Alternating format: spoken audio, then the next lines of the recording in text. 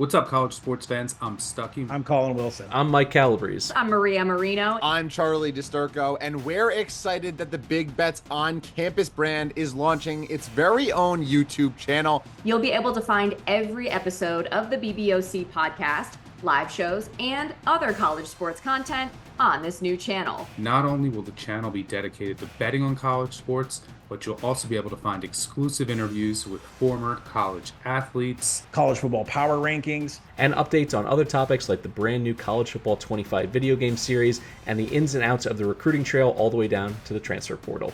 Whether you're into college football, college basketball, college baseball, or any of the college sports, we are the home for college sports, and BBOC is the channel for you. Make sure you subscribe so you don't miss any of the action. I'll see you there. All right, joining me is Joel Lorenzi from the Oklahoman. He's the beat writer for the Oklahoma City Thunder. He's on to talk me down because I can't be more over the moon about this team, Joel. I just cannot be more excited about this squad, which is crazy considering they were the number 1 seed and everything went so right for them last year. The number of complaints I got from people around the league when Presti was able to get Alex Caruso for no picks and then was able to get Hartenstein, like the number of like, God damn it, this guy I got from people around the league. The one thing people have questions about is the offense. There's this idea, this has been the pushback I've gotten from some folks that, okay, sure, they added some defense, but now the offense is going to be different, so it won't be as good. Even beyond like a as good quantitative kind of standpoint, from a qualitative, just like how good are they going to be? How do you think the offense is going to change a lot given the additions of Caruso and iHeart? I imagine, like, on paper, I don't have all the foresight in the world.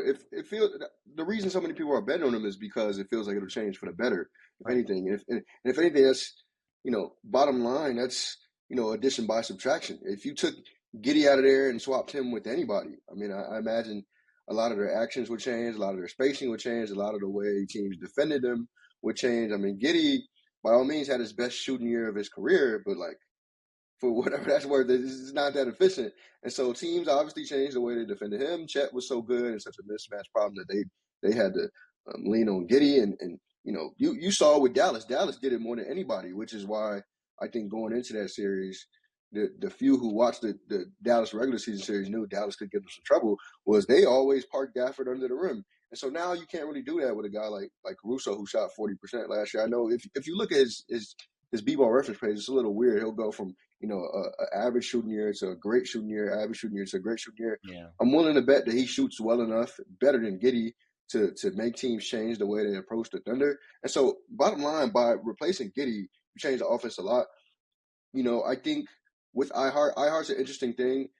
You wonder if he can get a consistent jump shot or a decent enough jump shot to where teams can guard him. But I don't think they're worried about that at all because he is such a good screener. He's easily the best screener on this team now. He's a interesting, post playmaking hub to where he creates spacing with his screens, his positioning, the way he, the way he just plays on the floor is going to be to a point where, I imagine the lineups they'll play with him are like Isaiah Joe, J-Dub. These are guys he's probably going to maximize. Isaiah Joe's probably going to live up to that contract he just got just off playing with Isaiah Hartenstein. And so I don't know that they're worried about offense so much as everybody else.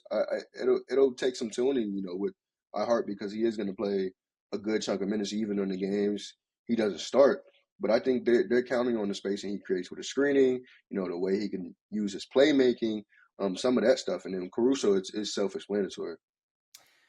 Yeah, Hartenstein's such a good passer too. It gives you like a secondary. It gives you a secondary playmaker in the minutes where J-Dub's not on the floor, and the minutes where J-Dub is on the floor, it kind of gives you like a third playmaker to be able to make some plays, and he can run from the pinch post too. He's good from that spot. You kind of mentioned this, that in the games he doesn't start, is the kind of assumption, and like I believe this, that I've never gotten any sort of sense from iHeart, especially this being his first major contract. Like I've never gotten the sense that iHeart's going to be like, well, I'm a starter and that's what I am and this is how it goes. Seems like he's like, nah, man, like if I need to come off the bench, like that's fine. We just need to win the games. Do you anticipate that they're going to be pretty flexible with going big or going small, quote unquote small with Chet, which is wild, but going quote unquote small with Chet, that they're going to kind of match up with whoever it is that they're playing that night? Yeah, I like to think so. I think the default lineup for them is going to be Caruso and Dort playing together, going small, like you called it. Because I think, Sam Presti has expressed, he's really confident in Caruso being able to guard bigger wings, guard larger wings, which a lot of teams in the league anyway, they're putting, maybe not to the extent of, Thunder where they're putting 6'6" J-Dub at the 4. They'll put a big wing at the 4. I mean, that's the NBA now. So they got confidence in Caruso guarding that type. Not necessarily, he won't have to guard a ton of traditional power forwards. I don't know how many of those are, but they're confident in him guarding above his height. They don't really value traditional size. Like that's not who they are. They're not on paper size. They want to go off ability, and so they like Caruso for that. So I think that's the default lineup, especially because you got to think about what you're getting if you do put Dort on the bench, because I do think Caruso is a better player than Dort in a lot of ways. So you have to think about what you're getting from Dort, the bench player, what that does to his volume, how it increases it, and what might come out of that, which is probably not great because you want to probably keep him at as low volume as possible, keep some of those bad habits to a minimum. And so I think they start together, but I can easily see iHeart starting 10 to 15 games of the season based on matchups, and that's something they're going to lean into. I imagine him and Chet will share, at least 6 to 8 minutes a game just to get that sample, see how they play alongside each other. It's not like to me, it doesn't feel like it'll be a disaster before the season happens, just because, Chet, they are leaning into him being this playmaker, getting into maybe inverted screens more, like stuff like that, that'll make it so that him and Hardenstein will be in harmony rather than be dysfunctional. So I want to talk about J-Dub. So he popped last season in a really big way. What are the growth areas you think you're going to see from him this season? Like, what are the things that you think that he's going to be working on, that he's going to come in? Like, what's he going to be better at, and what do you think probably he'll still kind of struggle with next season? Yeah, I mean, it should be pick and roll reads, Yeah. and just being a better facilitator. I think what worked so well for him last year was that he could get to his spots. He started to learn what his spots were, and that he could just hit tough shots. I mean, when he got to the spots, it really didn't matter what contest was there. At least during the regular season, he was such a tough shot maker that it didn't really matter. I think in the Dallas series, there was a lot of discomfort there because they were switching so well, not giving him the runways that he maybe had in the regular season. There's some double coverage. He started to get, guarded, maybe not to the degree Shea was getting guarded, but he started to see what life was like for Shea a little bit, which was something he didn't see a ton in the regular season. And so I think it's, continuing to get to your spots under, pressure in pressurized situations, and making the pick and roll reads. I thought, and this is something I think they have to lean into. Chet is a really good short roll player and can be a really great short roll guy. Making those reads as soon as he catches it, popping that short jumper. Like, there's infinite things for him to do in that read. And I thought J-Dub specifically missed him a ton in that series off that. Shea missed him a decent amount too. He was just getting missed all over. But J-Dub, there were times in that Dallas series I thought he had tunnel vision out of the pick and roll. When the defender came too high, it started to go downhill for him, I thought. And so, being that playmaker in pressurized situations, Sam Presti was saying in the offseason, like literally the day after they lost, that he thought the pass won that series, not the dribble. He was saying that he thinks the dribble wins you the regular season, creation and stuff like that, but the pass, making the right reads, is what he thought won that series. And I thought J-Dub was a prime example of not being able to make that, maybe the skip pass or the right reads in those situations. So I think that's what he'll have to work on more than anything. OKC's shooting was ridiculous last season. They had so many dudes that shot 40% or better. It just felt like every single time they were on the floor, they always had guys that were able to knock down threes at all freaking times. How much of that do you think was Chip Engelland coming over? How much of that do you think was how the offense worked and putting those guys in the premium spots? How much of it was just shooting luck? How do you kind of make sense of what this team was this last year, and what that means for this upcoming season with trying to replicate what was an absolutely awesome performance in terms of they were, look, getting beyond the metrics and all that, like they were just so in rhythm, man. Like every shot felt pure. So like, what do you think created that? And then what does that mean for this upcoming season? Yeah, it's kind of tough to make sense of even now. I mean, Aaron Wiggins was shooting like 45% from three Right? for Yeah. most of the year. Like, Yeah. I think you just divide it evenly. I mean, it is a bunch of luck. It is, the fact that this team has genuinely good shooters. I think, it's easy to slap the Chip English stamp on there, but Right. like, really, from what we saw, he worked most closely with Giddey, who, Giddey was not the best shooter. But I do think Chip English's influence was everywhere in that, and this was part of the team too. They just had better habits as shooters. They had a better shot diet, and then you can see this with Dort specifically. Dort, notoriously earlier in his career, took some really bad shots. Like he admitted this last year. Like he was shooting some wild stuff earlier on in his career, and I don't know that he's completely absolved from that. Like he'll have his moments. He had his moments in that Dallas series, but generally he's taking better shots. I think the team is taking better shots. They know their spots. They know where they're in rhythm from. And at a certain point, it's like confidence. Like if you're Aaron Wiggins and you're shooting 40%, 45% midway through the year, I imagine you'll have your spells. But none of these guys really had crazy dry spells from what I remember. It becomes confidence at a certain point. And like I said, Chip England, there is a certain stamp there. Like the habits are there. He's in everyone's ear. I think the reasons come from anywhere and everywhere, but generally I thought it was just better shot diet and the looks they generate. I mean, they're just drive and kick. Like they when you have a guy like Shea, such an elite scorer, such an unorthodox scorer, such an unorthodox driver, they're getting those lanes. J-Dub had those lanes so often throughout the year. It's like these guys are getting catch and shoots like it's practice. So yeah, I mean, they were nuts, and then when I watch them, I'm just like, yeah, man, like they create good looks. They've got the point about good habits by the shooters, I think, is like a really good way to explain it. And it's something like those little details make a huge difference in the league. Like you're talking about microseconds because everybody's so goddamn good in this league. So having those habits, I think, is huge. When everybody was saying that the Thunder needed to make a move at the deadline to get a center, I was like, they're not going to. I was like, Presti's not going to do it. I was like, he's going to want to collect data and figure out what this team can do without it before he makes a decision on who to get. And that was how it was. And now, like, look, they've still got all these picks. They've got a bazillion draft picks still. They can't use all of them. They still have all these young guys. They've got all this talent. They've got movable contracts, on and on and on. Do you get a sense that they will reach a point where they're going to be like, yeah, we got to make a move? Because most executives never want to deal from a position of need. They always want to deal from a position of opportunity, where it's like they don't want to be like, well, we got to go get a center. They want it to be like, hey, we could go get this guy, and that could be like a really big move for us. And I will say that, like, my experience with OKC is that I don't know that need is necessary. I don't think it's really either one. It's always like, does this make sense for us?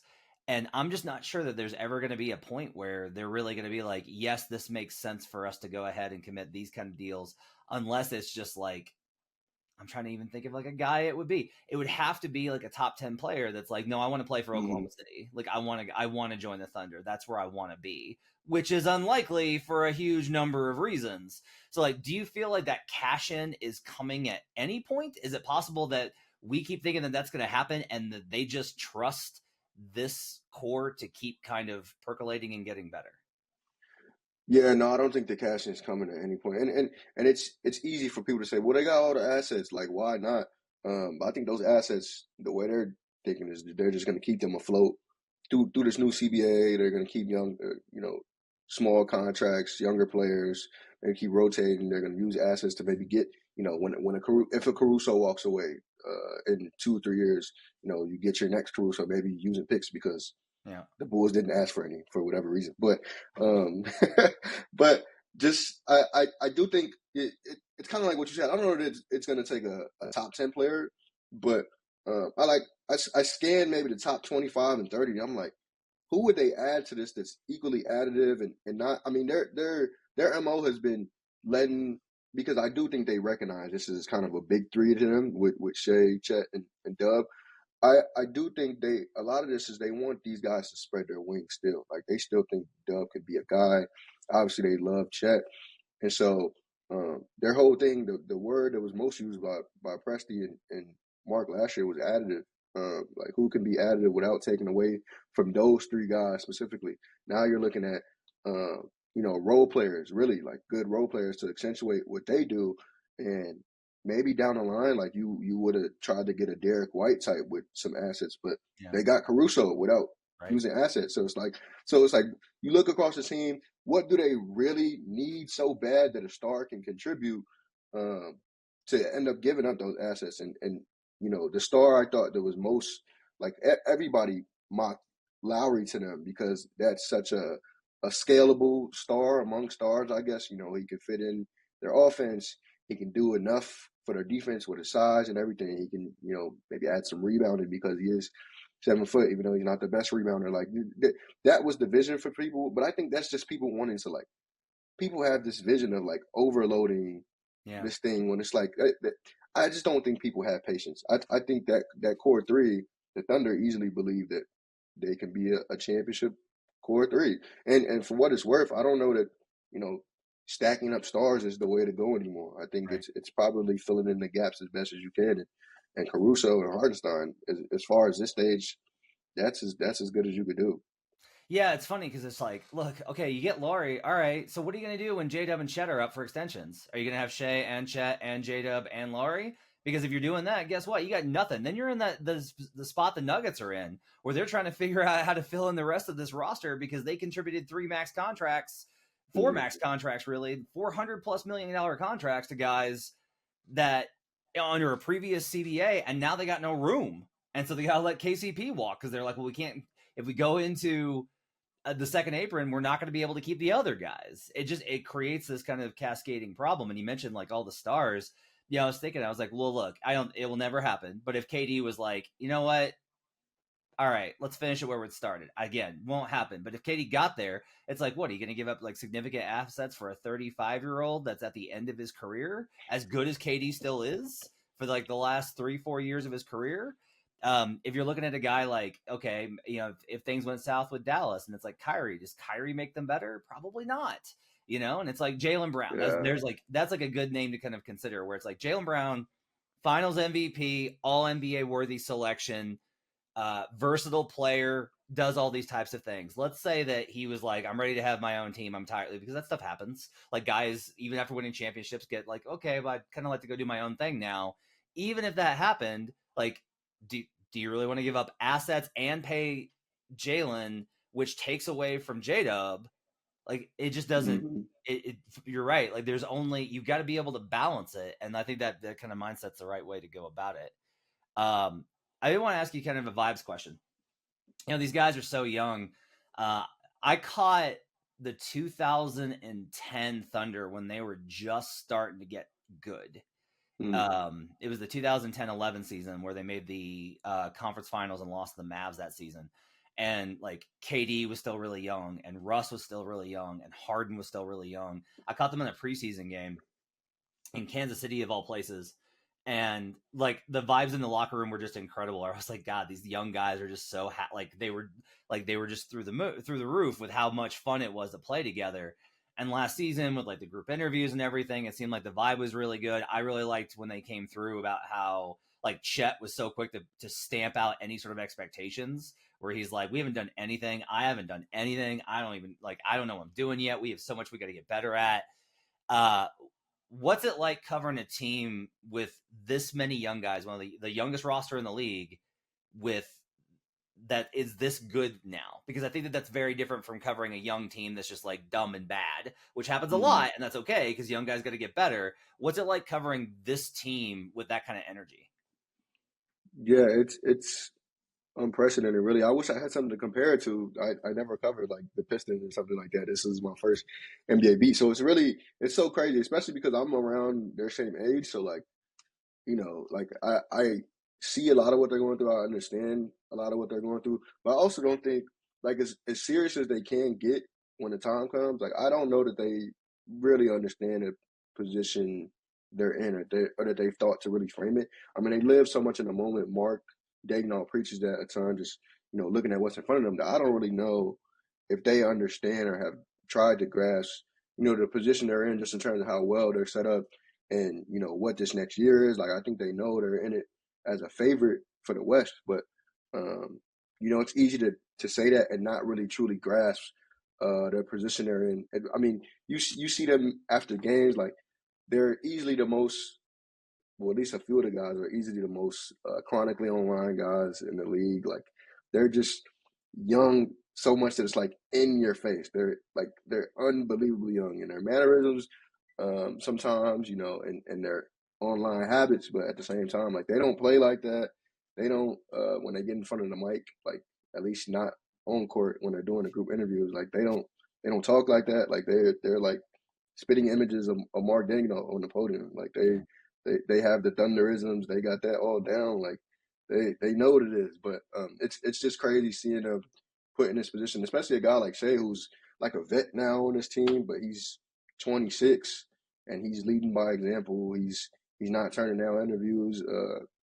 He's articulating his feelings after a sour loss like Game 6. Like there's some really mature young dudes. So it's really hard to almost view them through that lens of they're so young. Like I can't view them like the Pistons or something in terms of age, because they don't act like that. But at the same time,